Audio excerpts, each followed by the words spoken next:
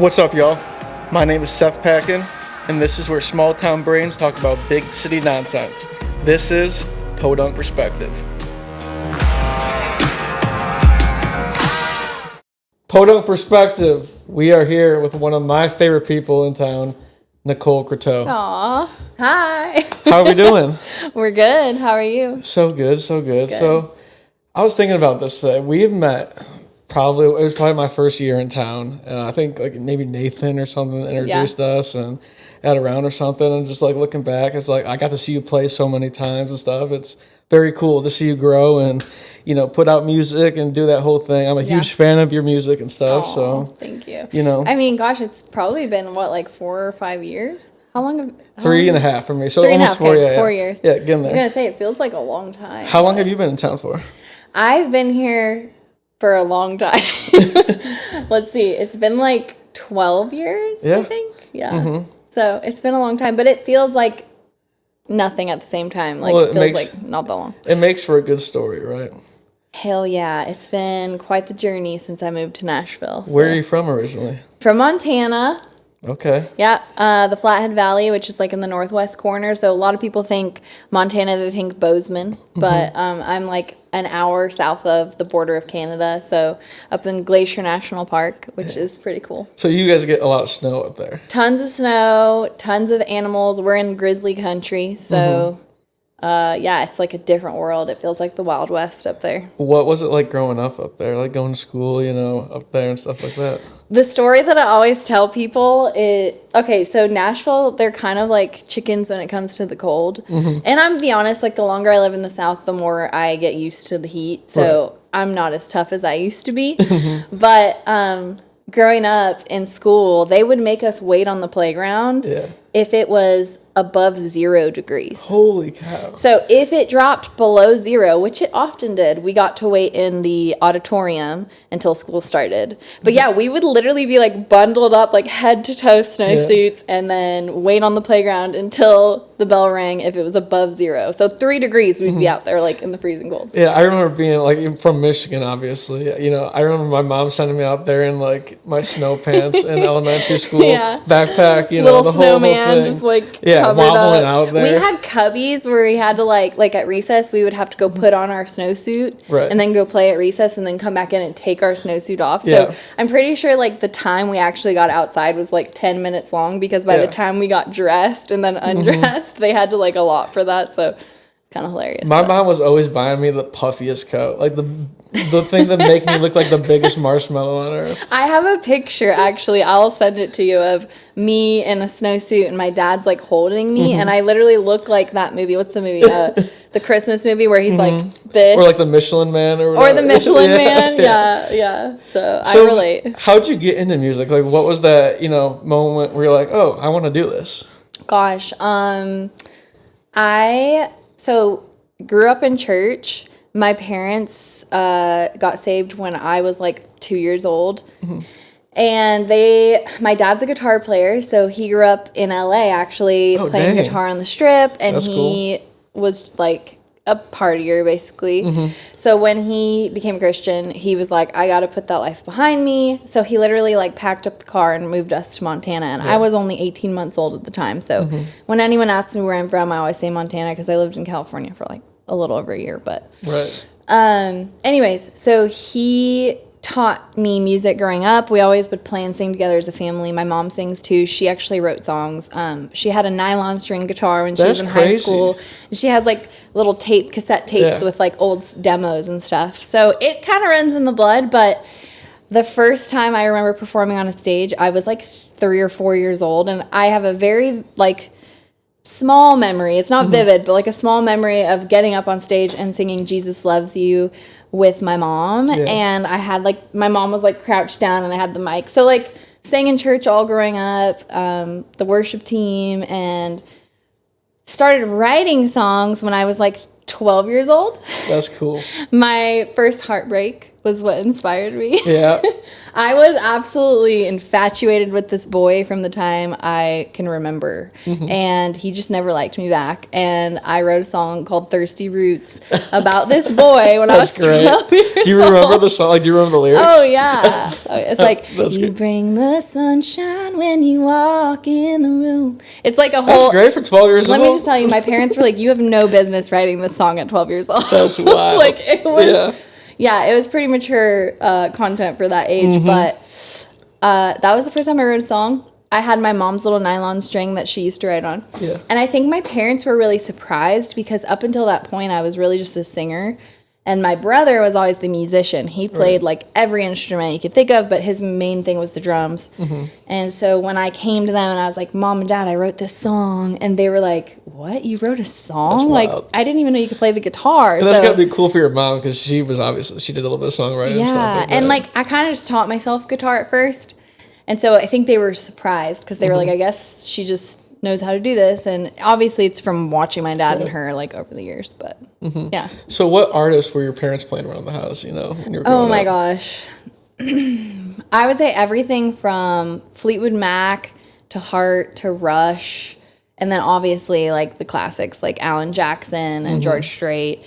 I remember my mom wearing out a Kenny Chesney record just on repeat. I love Kenny Chesney. I love Kenny Chesney too. Keith Urban. We had a big Dixie Chicks phase. I actually just did a post recently. Like, I remember driving. We would go visit my cousins and aunts and uncles in Southern California. Yeah. And I remember driving. It was like a 24-hour drive from where I was from. So it would be like 2 solid days in the car. That's crazy. And this is obviously before there were like phones or like TVs. And so I would just put that album on repeat and I would sing like Wide Open Spaces. And I would just be looking out the window like dreaming about like my future and traveling. It was such like a different vibe when like, you know, you didn't have technology in front of you. Like you just had to stare out the window and music was your thought, you know, like that's it. Me like imagining this whole life of me being this like 18-year-old and like traveling the world in wide open spaces. So I have a very good memory of that album. So like, yeah, country, a lot of classic rock. Stevie Nicks is like a massive inspiration for me, lyrically and everything, just vibe-wise. My dad is a big like Aussie fan, so like lots of rock and roll. Right. My parents grew up in like the heyday of music in Southern California. So they got to see like every concert you can imagine, like everything under the sun. Everyone coming up, everyone, you know, big, everything. I mean, my mom literally told me, she's like, we would go see a massive concert like once a month. That was like their form of entertainment. That's great. So they, you know, they've seen everyone from like Queen to... I low-key kind of feel like that's what we're in right now, that, like, in Nashville. In Nashville, I feel like we're so lucky because we get that, but, like, pretty much nowhere else in the country is like that. Yeah, no, not at all. Even Southern California now is not really like that because everything's so expensive. Right, yeah. So when did you, like, know you wanted to make the move to Nashville? Okay. Well, I'd always loved Nashville. My grandmother lived here for 30 plus years. Yeah. Her husband was a country music songwriter. Dang. He was actually a staff writer for Loretta Lynn and Reba McEntire. Wow. And his name is Mitch Johnson. So I'd always kind of like had this thing in the back of my mind of like, I'm going to end up in Nashville. It was always just a thing. But it took me a second. I went to school for 1 year in South Carolina, in Columbia. And then I moved. I was only there for a year because I realized, like, what am I doing? I could just be doing music. I know that's what I want to do. So then I moved to Los Angeles. 3 months after I moved there, I got signed on a record label. Damn. But I got signed to be a CCM artist, like Christian artist. And it was a great experience, but it definitely taught me, like, I was meant to do country music. Right. And it was pretty obvious because I would go do these radio interviews, and the radio hosts would be like, your music's country, we can't really play you, but we love you, you know? Right. And so, long story short, I met a boy, and he lived in Nashville, and we dated long distance for like a year, and then I moved here. And so it wasn't like for him necessarily, but it definitely helped me make the plunge, so I guess. When you moved to Nashville, were you trying to do both the artist and songwriter thing, or were you kind of just settling with the songwriter thing and then kind of like going into the artist thing? When I first moved here, I was still technically signed on my label. Okay. So for the first 3 years, actually, I was still touring and doing shows for that. I released a record. Funny story, actually, my first record ever was produced by Sean Cook, who is now nominated for top 5 best Grammy producers, which is insane. But yeah, at the time I was still doing that. And then I realized I needed to somehow figure out how to get into country music. Right.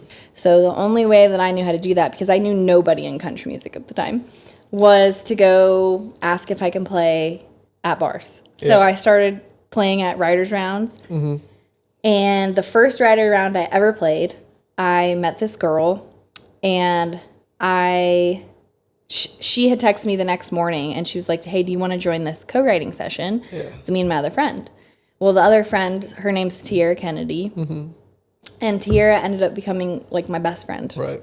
And she still is. And I was her maid of honor, and we're sisters. But that really opened a bunch of doors for me, because she had just moved to town. So we would go play rounds together, and we would go to networking events, and we just kind of helped each other, create a circle. Yeah. And then, from then it just kind of snowballed, and I finally was like, okay, I'm a country writer now. And then I focused on songwriting for 7 years. And then I was like, okay, it's time to maybe dip my toe in the artist thing again. So tell us, how, the process you go through songwriting and maybe sitting down and writing for people's projects and stuff like that, how that goes about.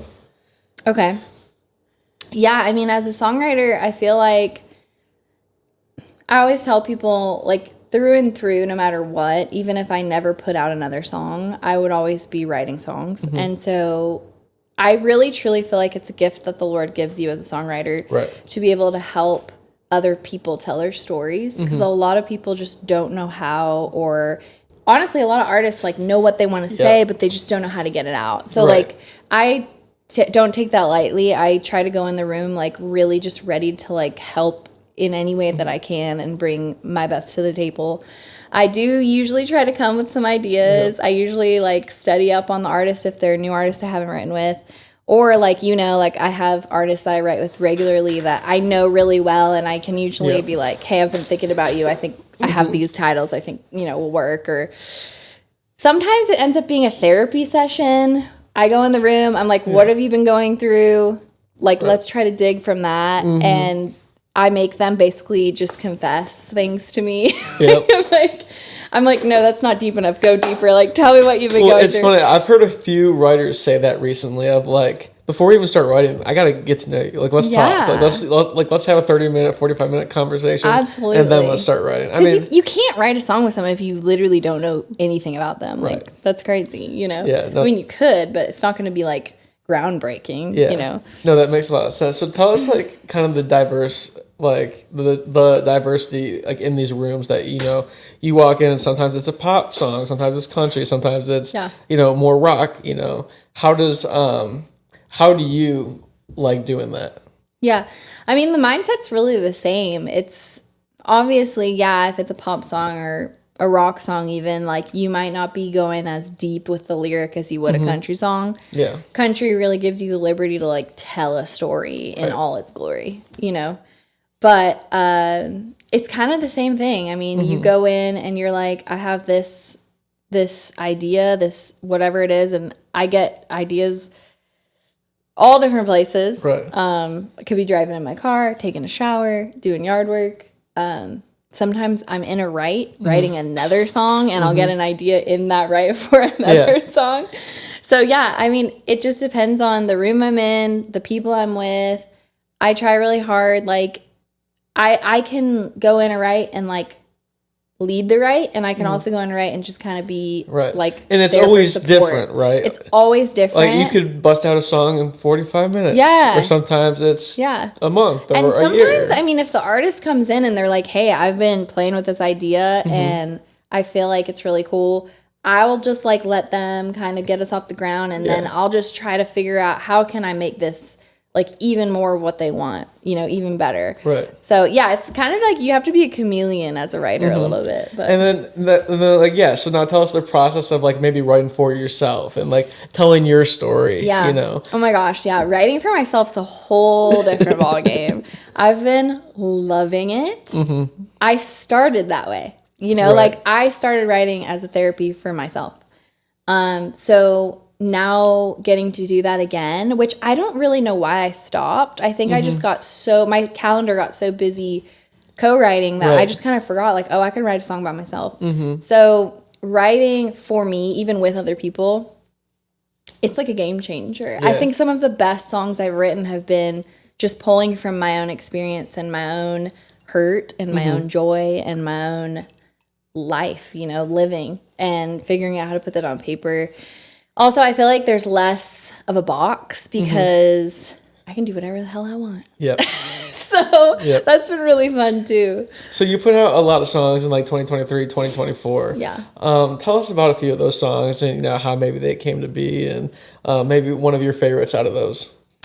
Gosh, I feel like the songs I wrote or that I put out, the songs I put out already are like a lot of them on accident. I went into the room, maybe, like, I remember when we wrote Little Things. We were supposed to write with an artist, and the artist didn't show up. And I was like, well, do you guys still want to write? And it was actually with Jay Brunswick and Chris Utley, and they were like, yeah, let's do it. And I said, I've had this idea for a long time. This is what it is. We wrote the song super quick. I sang the demo, and I just remember leaving and being like, I want to put this out. That's great. So, like, a lot of times it wasn't even like, hey, we're going to write for me today. It was just like, let's just write a song. It just happened. Yeah, let's just see what happens. I remember when we wrote Tonight, Tennessee. That's one of my favorites. I love that song, too. It's so good. That song is, like, probably 5 or 6 years old. Yeah. So, by the time we put it out, it had already been sitting in a catalog for 4 years. I just love the energy of that song. I mean, I feel like you said, you wrote it 5-6 years ago. Yeah. It's 5 or 6 later and it still hits. You know, like that's a cool song. I love that song. I also obviously loved that it says Whitefish, Montana in the first line of the song. I think that's what's cool about it too, is it all relates back to you at the end of the day. You know, it's still up very upbeat. Yeah, and I think at the time, the people I was in the room with that day, it was Tiffany Goss, Eric Wickman, and David Michael. And I just remember they all were like always encouraging me to do artist stuff. Right. They were kind of like those low-key songwriters that were like, yeah, but Nicole, you could just put this out. You could. And I had a lot of people like that over the years, like, why aren't you putting this out? Right. You know, this doesn't have to be for her. It can be for you. Like that type of thing.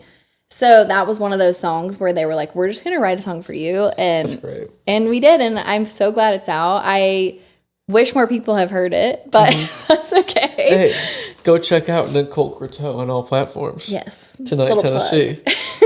So what are some of your favorite cuts you have out? Because obviously you're, like we talked about, you're a songwriter for a lot of people. Yeah.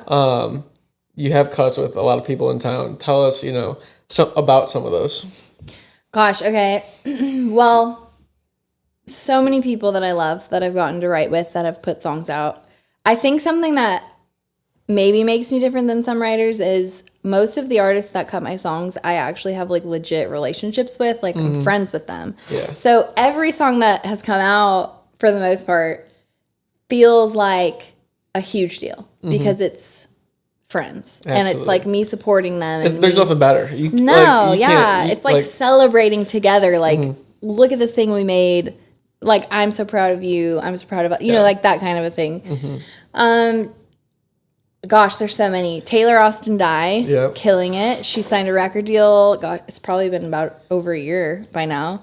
Her and I have written so many songs together. She's probably put out 9 or 10 of them. That's great. And they are like real songs. They talk about real stuff that no one wants to talk about. Yeah. Which I think is really cool. Yeah, no, I love her vibe too. She's got some, she's like you said, you know, she's got some good songs. She's cool. I might be biased, but she got some good songs. The thing I love about Taylor is she's not afraid to say the things that other people won't say. Yeah. I remember her walking into one of our writes the day we wrote Bible Belt. And she was like, I want to write a song about the hypocrisy in the South. Yeah. And about how there's a woman selling herself to pay for her bills and everyone in the town just turns their noses up. Nobody actually does anything to help. Nobody does anything to like get her out of the situation she's in. Right. And you know, obviously the South's known as the Bible Belt. So we wrote that song about that, like just about how it's not always as it seems. Right. Like sometimes you're born into. That's so cool. You know, like the line in that song, it's like, born into these hills. What is it?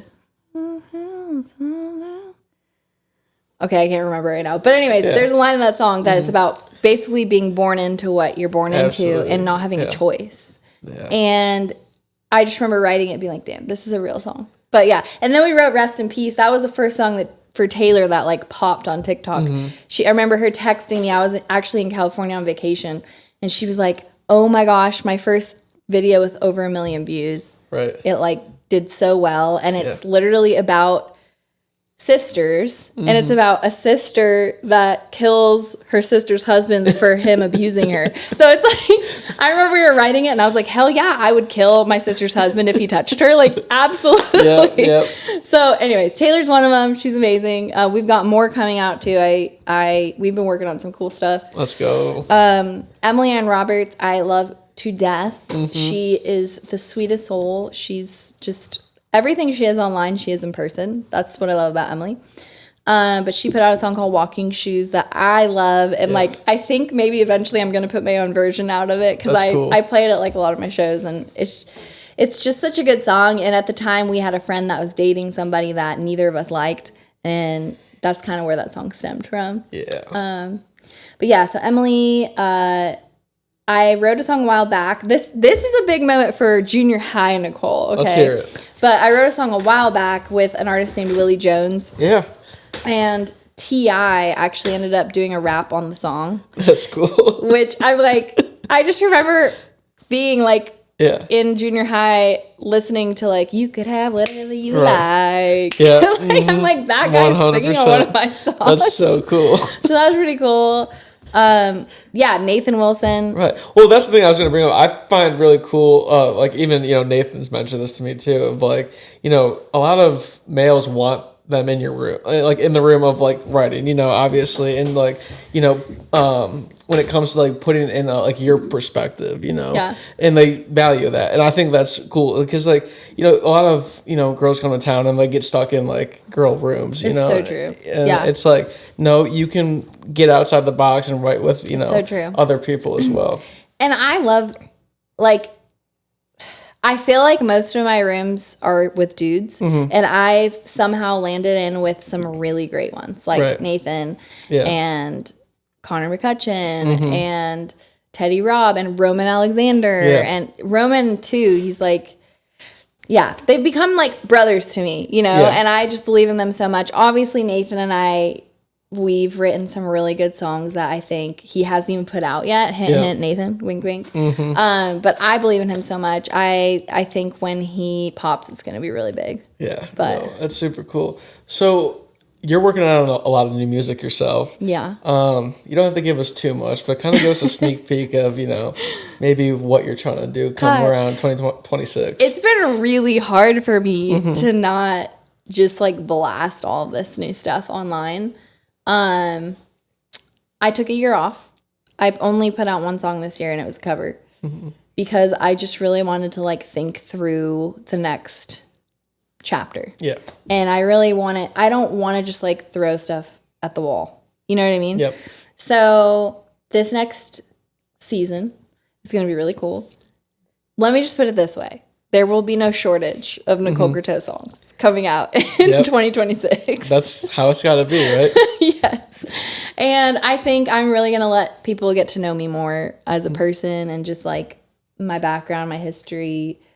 I want to really dig deep into like where I came from and then to where I am now. Yeah. So what vibes and like genres are you going to be touching on with some of these songs? Well, that's a good question. So we've talked about Montana, everybody knows. So there's always going to be a Western influence in my music. It's just such a huge part of who I am. Right. Traditional country music. Like that Zach Top, Jake Warrington, that kind there's of vibe. Always going to be like a little bit of that in my songs. And then I finally decided that I'm going to let the world see a really big part of myself, which is Nicola. I love it. So Nicola Tell us who Nicola is. She's my alter ego. Her name is Nicola. Mi madre es puertorriqueña, and yeah. That's so great. She only comes out when I'm drinking tequila. Cheers to that. But my Latina side of me is like a very important side of me. And my mom's Puerto Rican, and anybody that's a very close friend of mine has met Nicola on multiple occasions. Right. Tiara actually was like one of the first people in Nashville to really get to know her. But yeah, she's just like the spicy side of me. So yeah, I'll definitely be having like some Latin elements in some of my songs. So it'll be like spicy Western. Right. Yeah. And like you kind of mentioned to me before, like you kind of, you've listened and kind of fans of like the Bad Bunnies of the world and, the Grupo Fonteros. Totally. And, yeah, stuff absolutely. like that. Are you planning on maybe trying to tie some of their roots into like your music? Heck yeah. I think, first of all, Bad Bunny's playing the Super Bowl. Right. That's a massive moment for Puerto Ricans everywhere. Yep. He started and ended his tour in Puerto Rico, which is massive. I mean, that island is really small if you haven't been. Like, it's been through so much. My family still has a sugarcane farm on the island. Don't you own land on the sugarcane? 30 acres. That's my family owned. My uncle lives there. I don't know how much longer that's going to be in the family, sadly, but the island's been through a lot, and none of us, besides my uncle, lives there, and he's like in his 80s now. So, we'll probably sell it. But, like, that part of my family is super important to me. I have, like, pictures of my grandfather in the sugarcane fields, like, as a strapping young man, and that's where we came from, you know?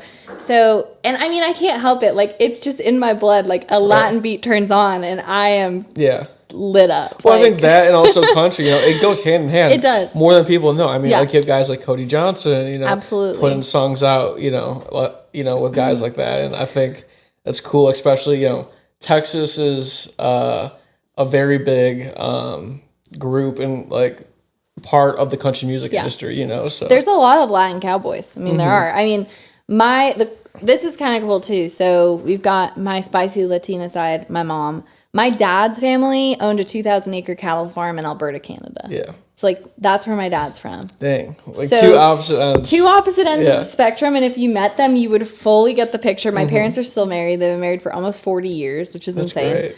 My dad is, like, this man's man, like, white beard, white long hair, cowboy hat, just... You would not want to mess with him. Like, could kick your ass, absolutely, 100%. Would clean the gun when the guys would come over to date me. You know what I mean? Like, that kind of guy. I've seen it a few times. But then my mom is like this just, like, free spirit, happy-go-lucky, like, Puerto Rican princess. I mean, she grew up in New York City. Right. Her family came over from Puerto Rico to New York. That's where she grew up. She moved to Long Island when she was in high school, or in junior high, and then California when she was in high school. That's how she met my dad. But, like, polar opposites. Right. But, like, so much of who I am is going to be wrapped up in that sound of, like I said, it's, like, spicy Western, traditional. If I could make my own genre, it would be called spicy Western. Yeah. Hey. I love it. That's so cool. Yeah, it's going to be fun. Well, talking about songs and talking about all this stuff, you brought your guitar today. I think we should get into some of this music. Let's do it. Let's do it. Podunk Perspective, we are back, and we are doing some music with Miss Nicole Croteau. Here we go. Nicola. Nicola es en la casa. What's this first song you got for us? Sorry. What song do you want to do first? I'm going to play $8 Hey first, I think. Okay, so tell us about this song before we get into it. Like, how you came up with the idea, what it's about, and who you wrote it with. Okay, this song has a cool story, so I like to tell it. I love this song. Okay, well, thank you. Yes. I have exciting plans for this song. I'm just going to say it, like, I'm putting this song out. It's on the new It's on the new project. It's going to be on the new project. Yes. I have some really cool ideas as far as, like charity stuff too that I want to do with this song. Shout out to all the farmers. Reach out to Nicole Croteau. Young farmers of America. Anyways, so this song is really cool. One day, like I said, everyone knows it by this point. If you've stayed this long, you know I'm from Montana. One day I was driving in the country and I pulled up to a gas station in the middle of nowhere, and this really cool old rusted out Chevy truck pulled up. And it was one of those things where something about the truck caught my eye. I mean, it was really cool. But the driver just fascinated me. And he got out of the truck, and he was probably like 85 years old. He was old. He was an old cowboy. Yeah. And he got like that leathery skin. You see him in movies. Yes, exactly. That leathery skin and that Western button-up shirt, those worn-in jeans. And he had that walk like an old cowboy has when they waddle. You know, like they've ridden on a horse like most of the days of their life. Yeah, or just absolutely tore their back out. Just wrecked themselves. Like maybe like bronc rider in a past life. You know what I mean? So he had that like waddle. So I was just like sitting in my truck. At this point, I wasn't even fueling up anymore. And I watched him walk in, and he came out, and he had a Yoo-hoo and a pack of cigarettes. That's great. And I watched him light a cigarette, stand outside his truck, and then he hopped in the truck. And as he was driving away, I noticed he had a bumper sticker on the back. Just only one bumper sticker, and it said $2 diesel and $8 hay. Yeah. And I was like, okay, cool. And I wrote it on my phone, and I was like, I'm going to go right there. I love this concept. It's so cool. And to me, like, I don't even know where that bumper sticker came from, why he had it. But to me... Or, like, why it connected with you, you know? Yeah, like, why it clicked. Absolutely. You know? But I am one of those people that wishes so badly for, like, the good old days. Yeah. And, like, growing up in the middle of nowhere and, like, playing in the creek and in my tree fort and just, like, before there was all this stuff and, like, stuff around me that distracts me from, like, just what's there. Does that make sense? Like, old school, old-fashioned times. So that's what the song's about. It's just about, like, wishing you could kind of go back to, like, simpler times. It's called $8 Hay. It's going to bug me. This is going to bug me. I have to take it off. It's okay. Sorry. Behind the scenes. Nolan's good at editing. BTS. I also know my fat fingers can't do this. That's sausage fingers. It's like a little dainty thing. Oh my god, that's the second time I've done it. Jesus. Okay. Podunk Perspective, we're killing it out here. Okay. Hey, we got $8 diesel. Up next to you. $8 diesel. Dude. Okay. So this is very much in line with Podunk Perspective. $8 hay. Okay.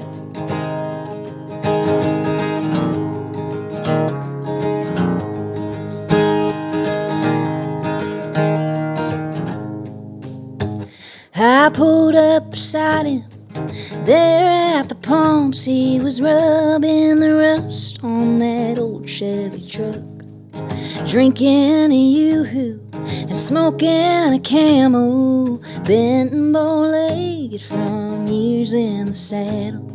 He hopped in that cab, took his foot off the brake, saw the sticker on his bumper as he pulled away.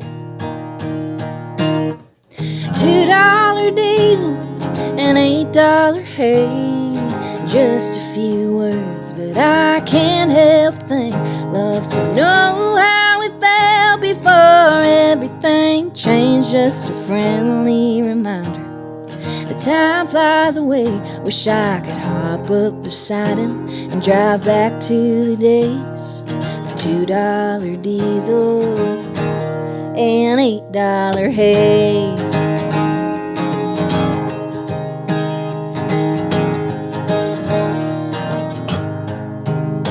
Well, I'd run through a sprinkler and drink from a hose. Let a boy carve my name in an old live oak. And we'd dance in the headlights, 'cause believe it or not, there's just a few things that this world has forgot. Like $2 diesel and $8 hay.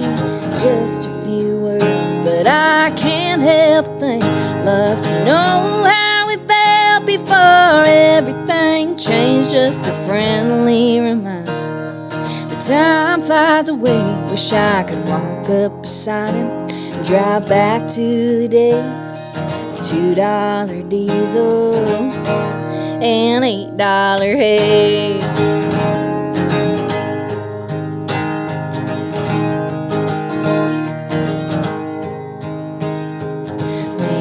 It's because he was old and gray. But I learned more from him than he knew that day. $2 diesel and $8 hay. Just a few words, but I can't help but think. Love to know how it felt before everything changed. Just a friendly reminder.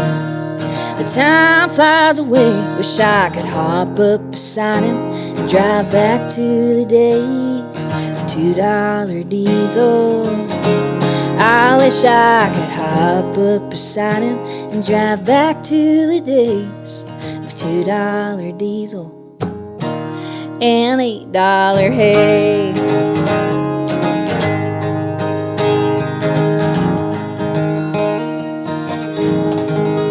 Let's go. I love that song. Thank you. The concept, everything about it. Shout out to the farmers. You know, let's team up with Nicole. Keeping America going, yeah, you know? Absolutely. If you were to pick what era you were born in, or like what era you could live in, which era would that be? Gosh, that's such a good question.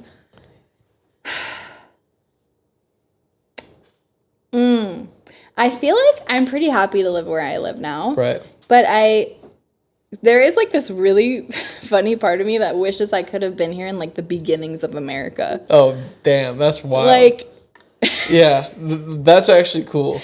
Like, I love like, what's that show? Like 1799 and what's the other one? 1886. Yeah. Like those two shows. I live for those shows. Like I would have loved to like be that girl. Like, right. And I say that, but I mean, then again, like smallpox and stuff was still around. So maybe people say like, I feel like the cool part is most people say like the 70s or the 80s, you know, but you say that. I think that's sick.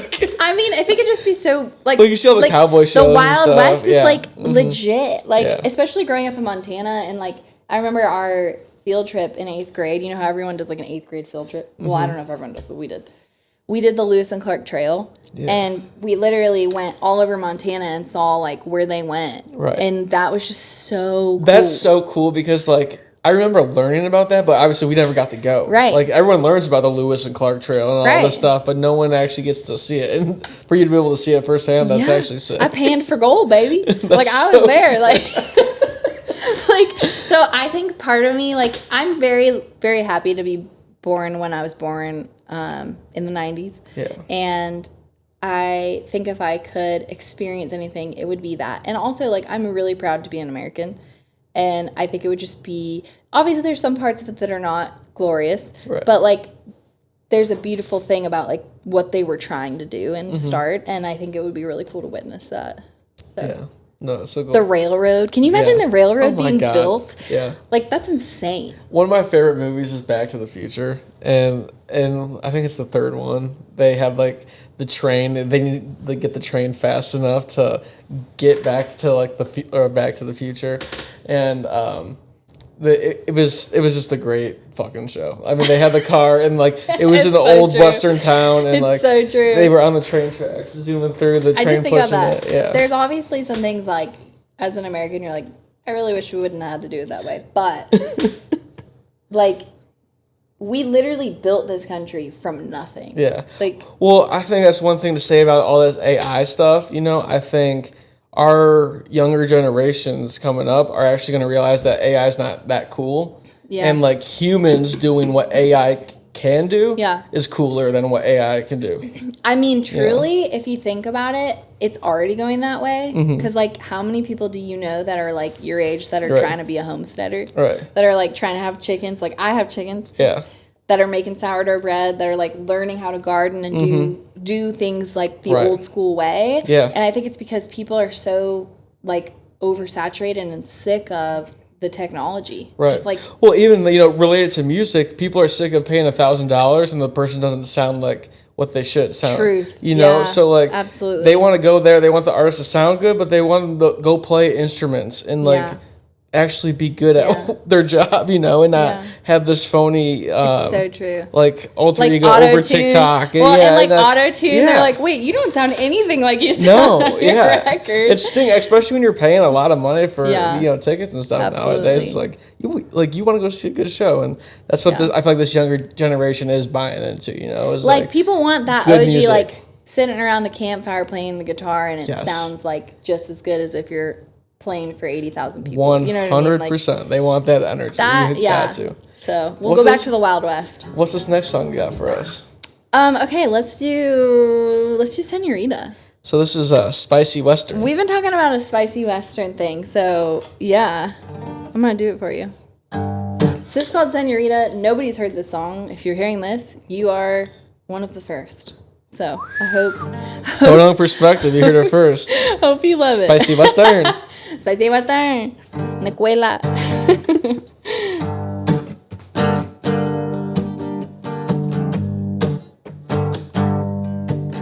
Jose and Patron say hello, adios, and the band's counting 1, 2, 3. And I ain't gonna lie, boy, if you're open right, ain't got a problem letting you lead. I don't wanna lead you on, but they're playing my favorite song. I ain't your senorita, but buy me a tequila. You might just get these boots on the floor. Ain't thinking about tomorrow, but baby, you can borrow my heart before I dance out the door. Dip me down, spin me around, throw me left and right, but you ain't the only cowboy in line, and I ain't your senorita. Don't make me laugh. You're making me laugh like. Okay. Woo! I came here to dance, so I'll give you a chance to prove you ain't got 2 left feet. Baby, let's get a little closer, but as soon as this song is over, I ain't your senorita, but buy me a tequila. I might just get these boots on the floor. Ain't thinking about tomorrow, but baby, you can borrow my heart before I dance out the door.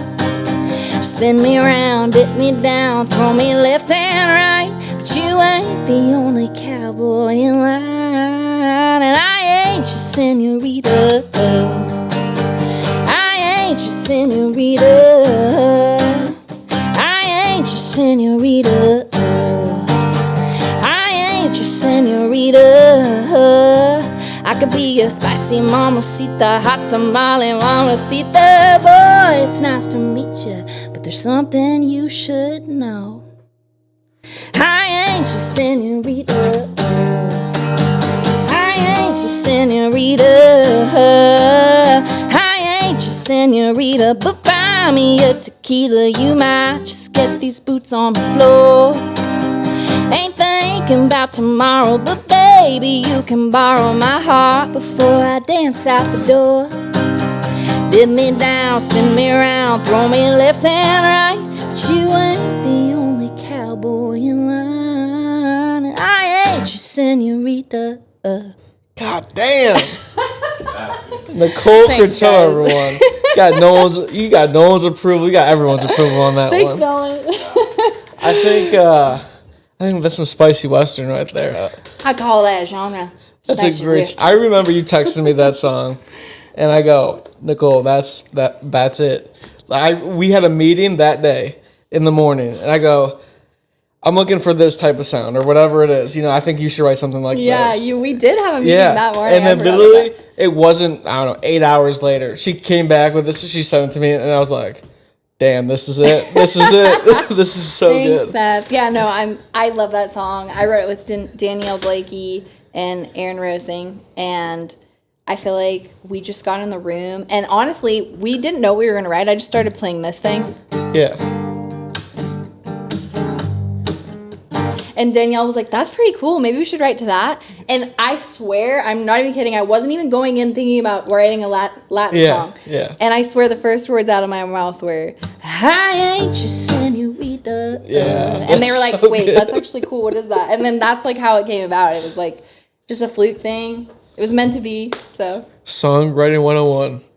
just let it come out. Yeah. I do think sometimes like people try way too hard to be clever and like come up with something really cool when in reality, like you go live life and you'll come up with stuff. Yeah, like sometimes you just need to let it flow. Like whatever's already in the room that day will come out if you let it. But if you try too hard to be like, oh, let's be like, what kind of twist can we have on this chorus hook? Like, it doesn't always need that. Sometimes, I mean, look at Luke Combs. The dude literally writes the simplest hooks, and he's had more number ones than, like, almost anybody. It's so true. You know what I mean? Like, 100%. You just say it as it is sometimes, and it hits. That new song he has, Back in the Saddle. Every time I've had it, like, I've had my... So I listen to the radio, a little bit old school. I do too, actually. I like to see what people are playing, you know, on the radio, compare it to what my Spotify is, whatever. And every time I get in my truck and I'm driving to work in the morning, Back in the Saddle comes on right as I'm getting back onto the freeway from Nissan. And I'm like, damn, this is good. This is cool. I'm getting pumped up for my day. Yeah, no, for real. Like, I mean, I really like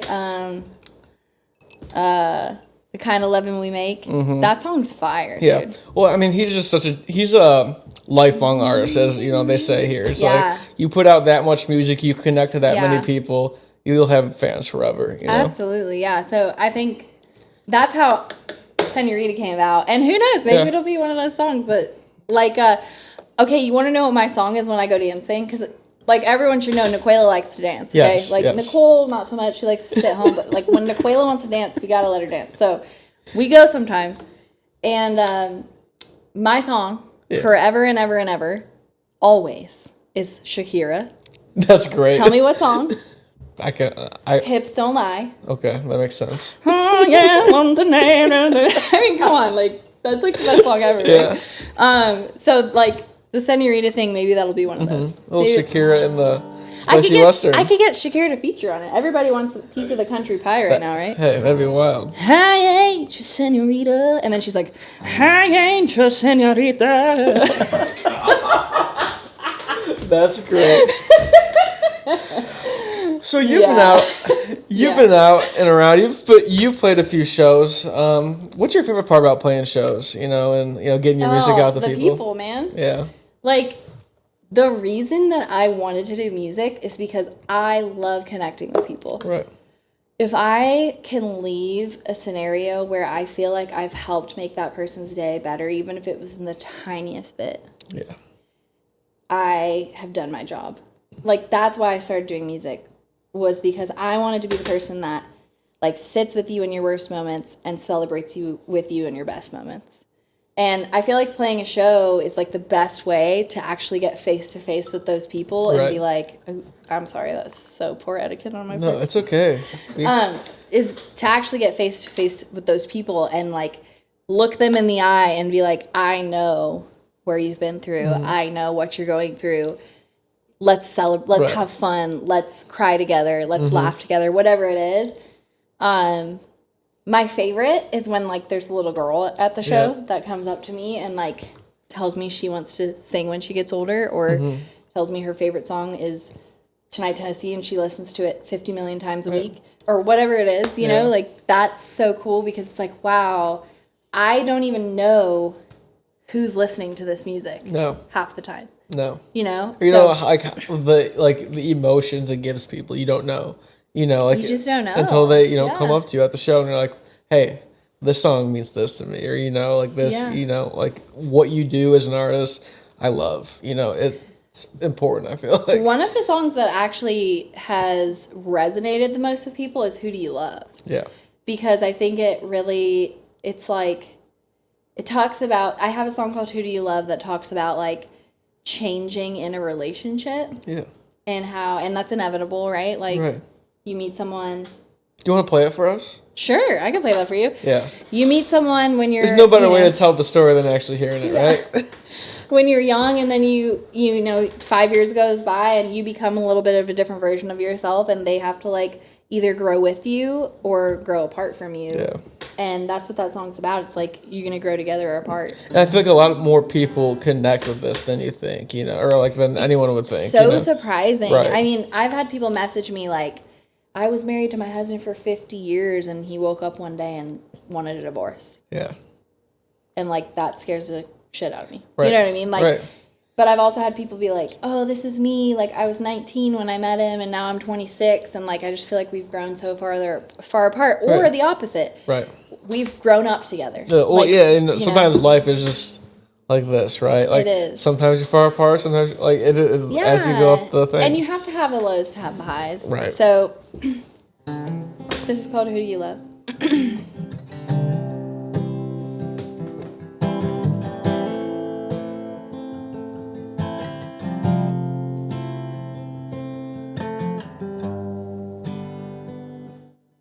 That long-haired beauty with the green eyes, smiling at the right time, standing in the good light.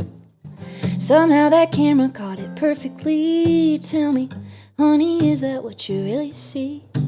It scares me to think you fell for a girl before you knew her flaws and walked in her world. Well, I've been in my head lately, so can you tell me? Who do you love? Who do you love? Is she stone cold cool and next door nice? Who do you love? Who do you love? Is she little black dress or wedding day white?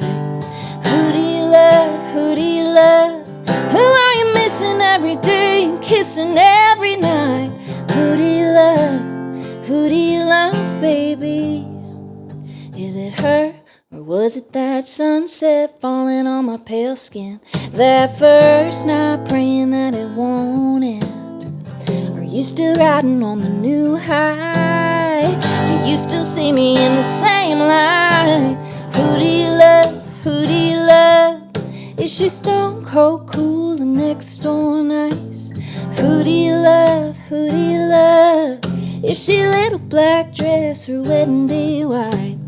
Who do you love? Who do you love? Who are you missing every day and kissing every night? Who do you love? Who do you love, baby?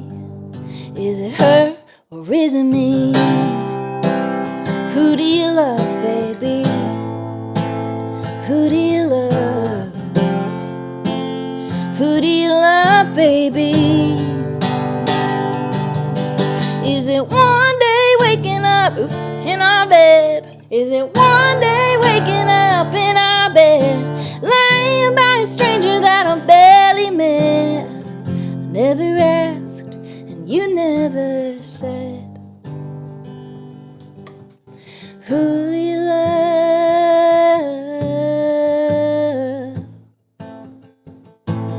Who you love?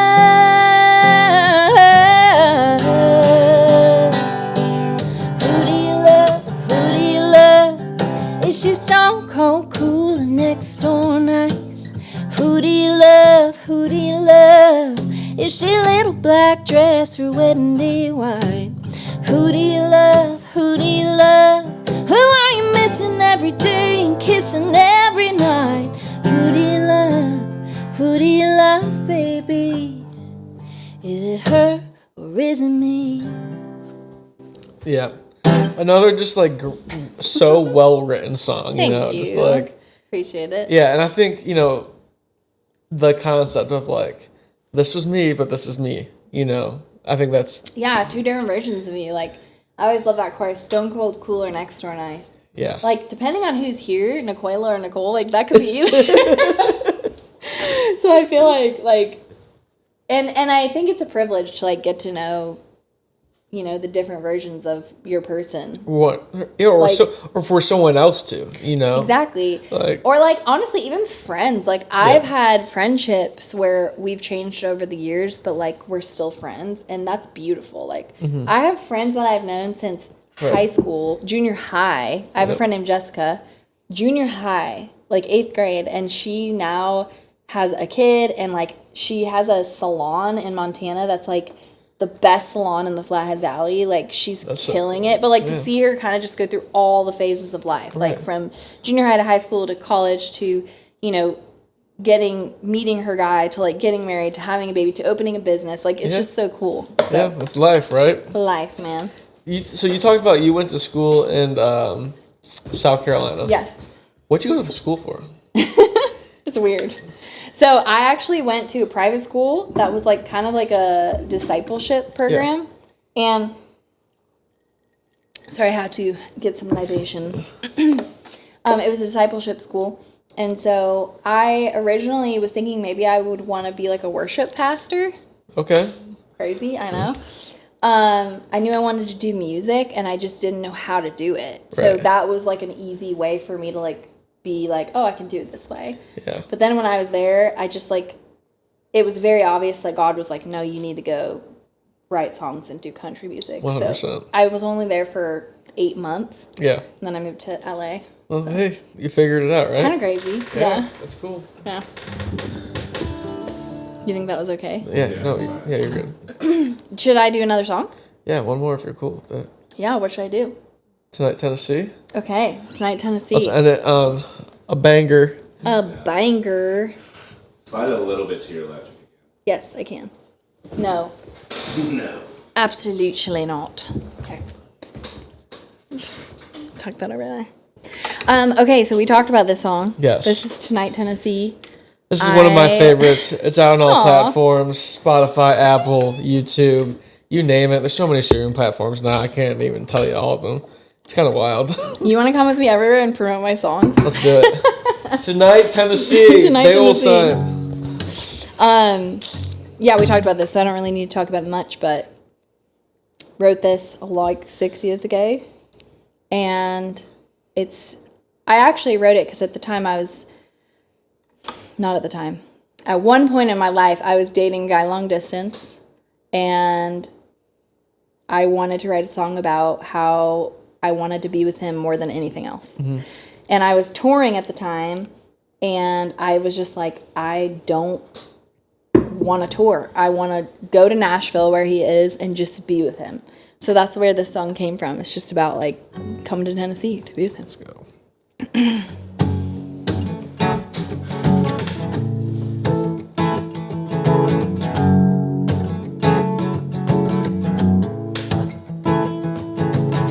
Fly fish, white fish, Montana, skinny dipping in the Grand Old Canyon, danced in the desert, New Mexico.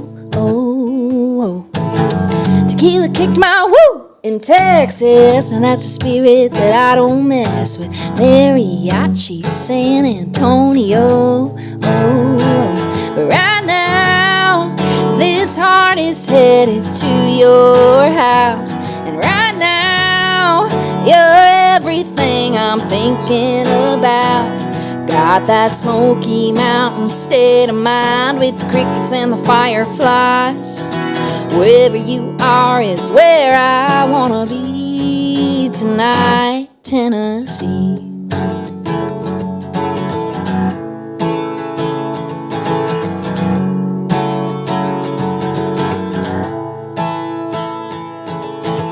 We can get a little squirrely on a back road, squeeze a little honey out of honey hole, make a little tailgate date love where the wild things grow. Maybe go a little crazy on Broadway, spend the next whole day getting lazy, take a walk to the water, pitch a tent and call it home. But right now, this heart is headed to your house, and right now, you're everything I'm thinking about. Got that Smoky Mountain state of mind with the crickets and the fireflies. Wherever you are is where I wanna be tonight, Tennessee. Got the stars and the full moon watching, start kissing and we ain't stopping. Got a girl thinking she may never leave tonight, Tennessee. Tonight, Tennessee. Right now, this heart is headed to your house, and right now, you're everything I'm thinking about. Got that Smoky Mountain state of mind with the crickets and the fireflies. Wherever you are is where I wanna be tonight, Tennessee. Got the stars and the full moon watching, start kissing and we ain't stopping. Got a girl thinking she may never leave tonight, Tennessee. Let's go. Thanks, guys. Dude, thank you so much for coming on. I appreciate it. I know we've talked about it for a minute, but yeah. And Michigan people, we're coming up December 6th, right? That's correct. December 6th. Ida, Michigan. Baby. Festival of Lights. Yeah, come check out Nicole. She'll be playing live there. We'll have my good buddy Mike Young shooting that. And opening for Little Texas. It's going to be a good night. And I'll be around, like, we're doing a meet and greet and stuff too. So yeah, absolutely. Come and hang. Get a new hat. I've got like 3 new merch hats. So these hats are fire. You need to check out these hats. And shout out to Podunk Perspective for the support. I love Nicole, thank you Seth, so much. Nolan, thanks for everything you do too. Hey, I appreciate it. Go check out Nicole on all platforms, like I said earlier, Spotify, Apple, YouTube, Instagram, TikTok. That's honestly most important. Go give a comment, go give a like, the lives, the whole thing. Yeah. So we appreciate it. And Nicole, thank you for coming on. Cheers. Thank y'all for tuning in to Podunk Perspective. We drop new episodes every Monday. Till next time.